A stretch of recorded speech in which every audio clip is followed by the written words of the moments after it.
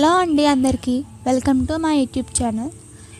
ఎంతో రుచికరంగా ఉండే ఎంతో ఈజీగా అయిపోయే వంకాయ టమాటా పచ్చడి ఈ ఒక రెసిపీని మనం ఈరోజు చూడబోతున్నాం. ఓకే, సో రెసిపీలోకి వెళ్ళిపోతే ముందుగా మనకు కావాల్సినవి ఏంటంటే టమాటాలు ఒక 4 తీసుకుంటున్నాను. ఇక్కడ 2 ఉన్నాయి కానీ 4 టమాటాలు, అలానే పచ్చిమిర్చి తగినంత, అలానే 2 వంకాయలు చూస్తున్నారు కదా వంకాయలు అవి, అలానే కొంచెం కొత్తిమీర.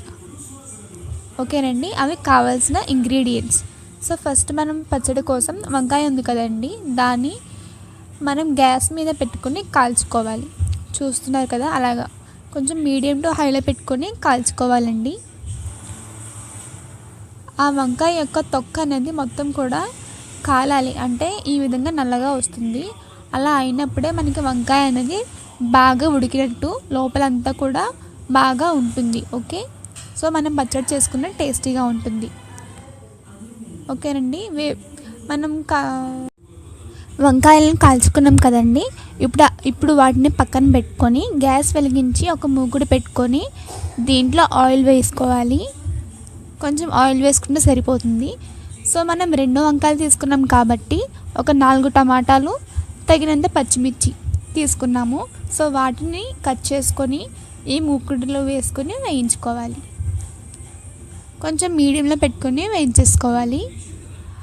అవంతా కూడా బాగా వేగాలి. పచ్చిగా ఉంటే మళ్ళీ మనకి పచ్చడి అనేది టేస్టీగా ఉండదు, బాగా వేయించుకోవాలి. అలానే చింతపండు కూడా ఇప్పుడే వేసుకోవాలి. మీరు ఎంత పులుపు తింటారు అని చూసుకొని దానికి తగ్గట్టుగా కొంచెం చింతపండు అనేది వేసుకోవాలి.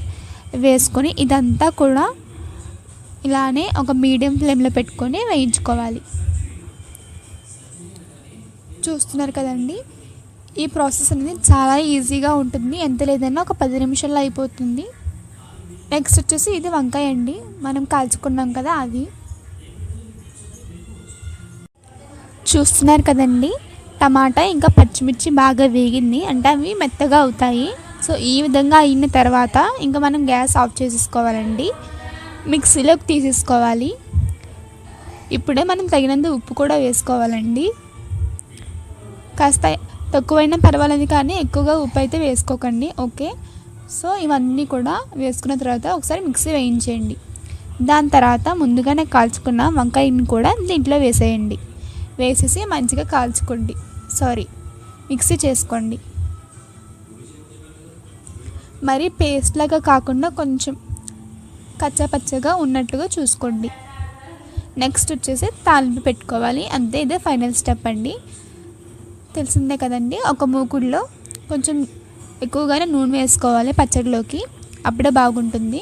సో తాలింపులోకి ఫస్ట్ ఏం వేస్తున్నామంటే వెల్లుల్లిపాయలు ముందుగానే వేసి వేయించుకోవాలి, లేదంటే అవి వేగడానికి సరిగ్గా అవ్వదు.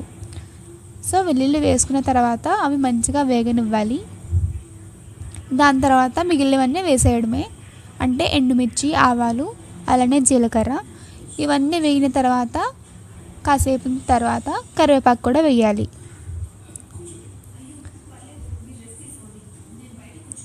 సో ఇదంతా కూడా కొంచెం ఆయిల్ బాగా హీట్ చేసేసి ఇవన్నీ వేసామనుకోండి, అవన్నీ మాడిపోతాయి. సో ఆయిల్ సిమ్లో పెట్టుకొని కాస్త వేడికిన తర్వాత తాలింపు అనేది మనం పెట్టుకుంటే బాగుంటుంది. ఓకే, చూస్తున్నారు కదండి, తాలింపు అనేది మెయిన్ అండి. తాలింపు బాగా వస్తే ఆ పచ్చడి టేస్ట్ అనేది బాగుంటుంది. సో తాలింపు ఎప్పుడు కూడా మంచిగా పెట్టుకోవాలి. సో తాలింపు అయిపోయింది, దాంట్లోకి నేను మిక్సీ చేసుకున్న పచ్చడిని వేసేసుకున్నాను.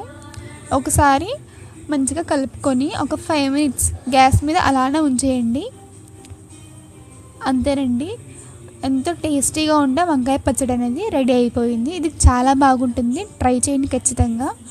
నా వీడియో నచ్చితే ప్లీజ్ లైక్ చేయండి, సబ్స్క్రైబ్ చేయండి. థ్యాంక్